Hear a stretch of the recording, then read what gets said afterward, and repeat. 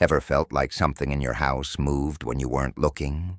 Maybe it was just your imagination, maybe it was the wind, or maybe object-oriented, ontology, or OOO is a theory that suggests objects, your phone, your chair, even a random rock, exist in their own right, independent of human perception. Unlike traditional philosophy, which puts humans at the center of everything, OO argues that objects don't need us to define them. But what if this theory hints at something much stranger?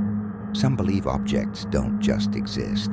They might interact, observe, or even respond in ways we can't perceive. Ever lost your keys, only to find them in a place you swore you didn't leave them? What if objects don't just sit idly, but exist within a system we barely understand? Are objects more than just things? We assume inanimate objects are just that, lifeless, passive. But OO raises a strange question. If objects exist in their own right, could they have connections to each other beyond what we can measure?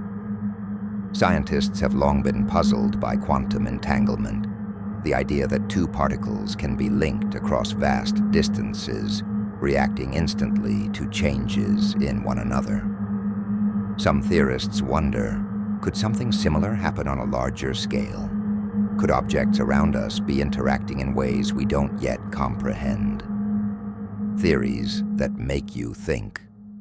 The idea of haunted objects might not be about ghosts at all. Maybe the reason some objects seem cursed, lucky, or tied to strange events is because they have properties we don't fully understand. Take the Dybbuk box, for example. A small wine cabinet said to bring misfortune to whoever owns it. Some believe it's not haunted, but instead has an unknown property that affects the world around it. Similarly, the infamous Hope Diamond is rumored to bring bad luck. Is it just coincidence, or is there something about these objects that interacts with reality in ways we can't explain? Real-life oddities. There are countless stories of objects behaving strangely.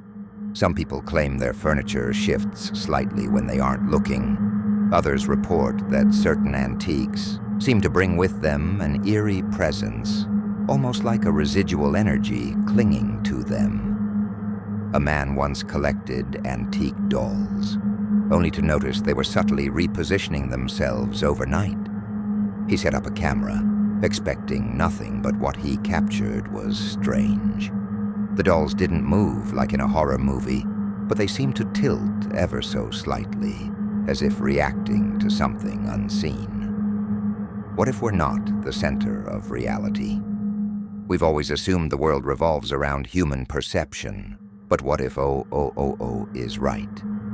What if objects aren't just sitting idly, waiting for us to use them, but instead exist in ways we can't yet measure?